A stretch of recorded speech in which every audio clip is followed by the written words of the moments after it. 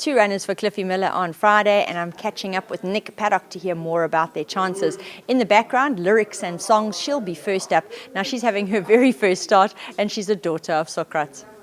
Yeah, really nice filly, big, leggy, and a strong type of filly, and that she's taking a bit of time. You know, we gave her a chance as a 2-year-old. You know, she wasn't eating a hell of a lot early on, and she was still very much legs, and she had a lot to grow. And we gave her the time. She's eating a lot better. She's put on quite a bit of weight, and she's just started to furnish into quite a nice little filly now. She was quite immature, and she's looking for a lot further than this. But she's got the most beautiful action on her. And so I'm hoping for a nice run down the straight. She's probably going to be green, so I'll just keep an eye on her and wait for it until she goes about a mile.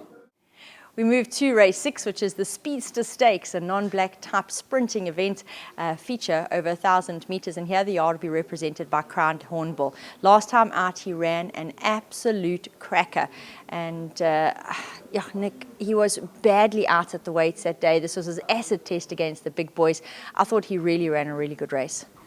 Yeah, well, I think the second favourite, he's 7.5 kilos better off for I think 6 lengths. And listen, he didn't enjoy a 1200 on a choppy track. You know, his 12's probably stretching him, and I think he might get on a quick, a poly track in winter, that when it's nice and quick and hard. But the choppy track didn't suit him. I think he's drawn on the right side of the course apparently after Monday's racing, and that seems like the outside is probably the best place to be.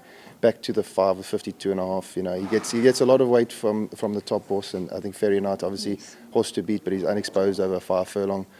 He's doing well at home. He's got a lot of speed. We've thrown the blinkers on him. You know, just to keep his mind on the job. You know, he can tend to jump out and jump in and run around and lose focus during the race. So it's not really to sharpen him up, it's just to try and let him keep his mind on the game, because he's a really talented horse. And I think with 52.5, he's definitely the dark horse in the race. He's in an unusual conundrum where, as Nick has pointed out, he's a lot better off at the weights to the horses he met last time out, and yet to the horses that he hasn't bumped, he comes in out at the weights too. So it's a very interesting situation. But whatever the case, there's a lot of merit in that last run, and I certainly would keep an eye on him.